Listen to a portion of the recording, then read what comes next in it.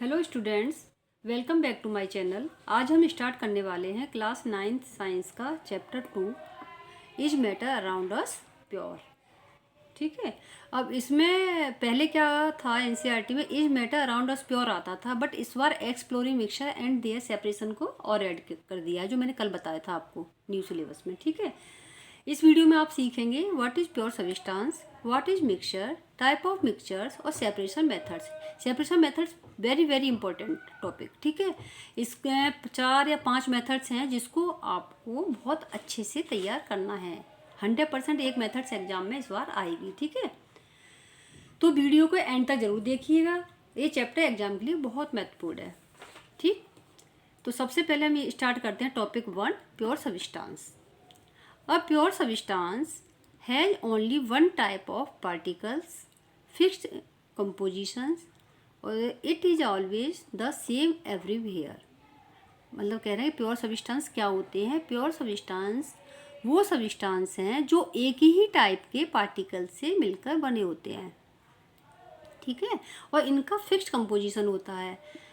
जैसे वाटर है, वाटर का H2O, वाटर का फॉर्मूला क्या होता है H2O। इसमें 2 हाइड्रोजन और 1 ऑक्सीजन होता है। ठीक है। तभी वाटर बनता है। ऐसा तो नहीं है कि 2 हाइड्रोजन 4 ऑक्सीजन कर दिया उसको हम वाटर करने लगे। नहीं, ये डेफिनेट रेशियो में होते हैं प्योर सब्सटेंस। ठीक है।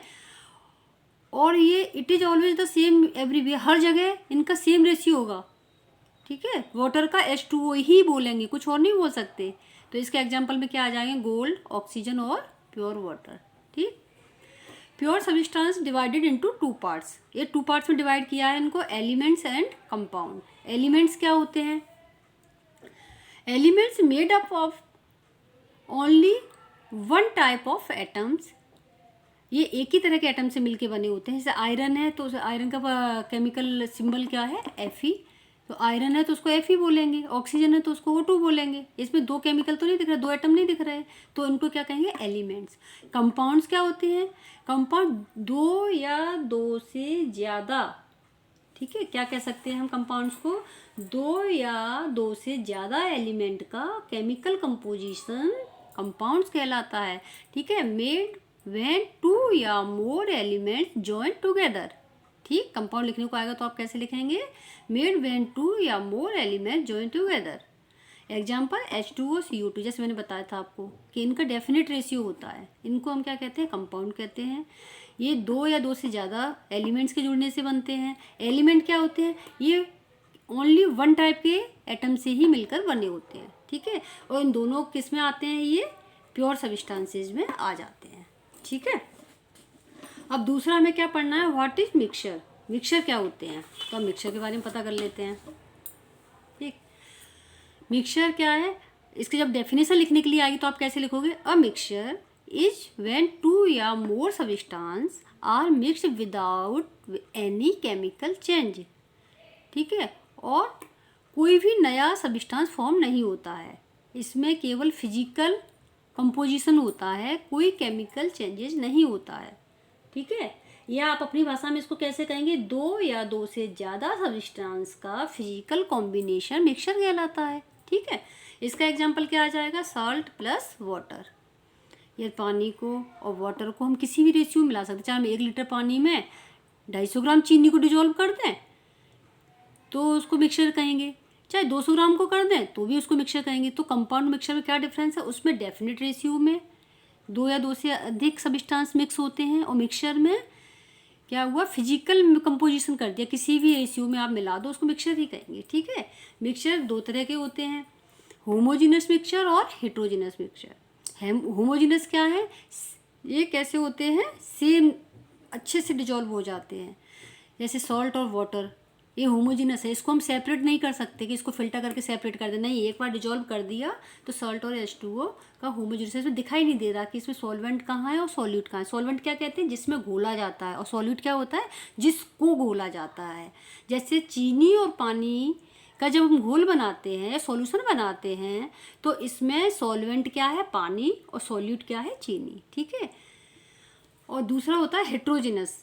हेट्रोजीनस मिक्सचर में क्या होते हैं, इसमें हमको सॉल्यूट और सॉल्वेंट दोनों दिखाई देते हैं। जैसे सैंड और वाटर का हमने मिलाया, फिर उसको हम इधर उसको रख दे तो वो सेटल डाउन हो जाएगा, दिखाई देने लगेगा कि ये सैंड है, ये वाटर है। ठीक है, तो इसको भी 3 टाइप में डिवाइड किया गया है, जैसे सॉल्यूशन, सस्पेंशन और तीसरा है कॉलॉइड। ठीक है, तो सॉल्यूशन क्या होते हैं?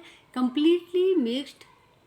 कैसे होते हैं? कंप्लीटली मिक्स्ड होते हैं, जो मैंने अभी बताया था, वाटर और नमक का घोल बना दो, या चीनी और वाटर का सॉल्यूशन, ये सब क्या है? सॉल्यूशन। ये क्लियर एंड यूनिफॉर्म होते हैं, नो सेटलिंग, ये सेटल नहीं होते। अब इनको रख दें एकदम शरबत बना के तो क्या चीनी नीचे जम जाएगी? नहीं, no settling. Can not be filtered, इनको फिल्टर भी नहीं किया सकता। क्या शरबत को छाने तो चीनी ऊपर आ जाती? नो। तो ये कैसे है? होमोजेनस मिक्सचर है सारे सॉल्यूशन। ठीक है। सस्पेंशन क्या होते हैं? इसमें पार्टिकल्स विजिबल होते हैं। ये क्या होते हैं? क्लियर एंड यूनिफॉर्म होते हैं सॉल्यूशन। और इसमें क्या होता है? सस्पेंशन में पार्टिकल्स विजिबल होते हैं। ये जैसे हमने चौक का लिया, चौक को फोड़ के पानी में ऐसे ऐसे डिजोल्व कर दिया तो हमें एक अच्छा मिक्सचर सा दिख रहा है, लेकिन जब हम जैसे ही उसको रख देते हैं तो नीचे चौक सेटल डाउन हो जाता है। ठीक है, तो ये क्या है? सस्पेंशन है, सेटल डाउन हो जाते हैं। और कैन बी फिल्टर्ड, इसको फिल्टर किया जा सकता है। यदि हम इसको सेटल डाउन होने के बाद फिल्टर करेंगे तो चौक है, रेत है ना, ये सब ऊपर रह जाएगा, पानी निकल जाएगा। तो इस सस्पेंशन में पार्टिकल्स विजिबल, सेटल डाउन हो जाते हैं, कैन बी फिल्टर्ड। अब आता है कोलॉइड। कोलॉइड क्या होता है? Colloid between solution suspension, solution और सस्पेंशन के बीच के जो वो होता है, एक तरह से कहना चाहिए, सॉल्यूशन और सस्पेंशन के बीच की स्टेज को हम क्या कहते हैं? कोलॉइड कहते हैं। ठीक है, ये इसमें क्या करते हैं? ये शो टेंडल इफेक्ट। टेंडल इफेक्ट क्या होता है? टेंडल इफेक्ट लिखने के लिए आ जाता है एग्जाम में कई बार। ठीक है, ये क्या करते हैं? लाइट में शो होते हैं, पार्टिकल्स नॉट विजुअल होते हैं ऐसे हम नेचुरल देखें तो, बट जब इन पर लाइट पड़ती है तो इनके छोटे छोटे कण हमें दिखाई देते हैं। जैसे आप एक एग्जांपल देती हूँ मैं कि आप किसी रोशन ऐसे खिड़की में से कोई हल्की सी रोशनी अंदर आने दो, तो जो रोशनी की जो लाइन पड़ेगी ना कमरे में, उसमें छोटे छोटे पार्टिकल्स, एयर के पार्टिकल्स जो होते हैं लाइट में विजिबल होते हैं छोटे छोटे कण से, तो वो क्या होता है? टेंडल इफेक्ट होता है। ठीक है, इसमें dust plus air, oil plus water, ये सब एग्जांपल आ जाएंगे इसके। ओके, अब थर्ड हमें क्या चैप्टर वो पढ़ना था? थर्ड हमें पढ़ना था सेपरेशन मेथड्स। ठीक है, तो सेपरेशन मेथड्स हम एक बार और देख लेते हैं। सेपरेशन मेथड्स क्या हैं? सेपरेशन मेथड्स में हाउ टू सेपरेट मिक्सचर्स, सबसे पहले क्वेश्चन यही बनता है। तो मिक्सचर को हम कैसे सेपरेट कर सकते हैं? फिल्ट्रेशन से, एवेपोरेशन से, डिस्टिलेशन से, सेंट्रीफ्यूगेशन से और क्रोमेटोग्राफी से। ये 5 मेथड हैं, इनको आपको बहुत अच्छे से तैयार करना है। ठीक है, फिल्ट्रेशन में क्या होता है? Separate solid from liquid. वही मैंने अभी बताया था आपको कि रेत को पानी में डाल दें, उसको फिर चलनी से अपन किसी फिल्टर से उसको फिल्टर करेंगे तो ऊपर रहेगा रेत और नीचे आ गया पानी, यानी फिर सॉलिड को हम फिल्टर कर सकते हैं।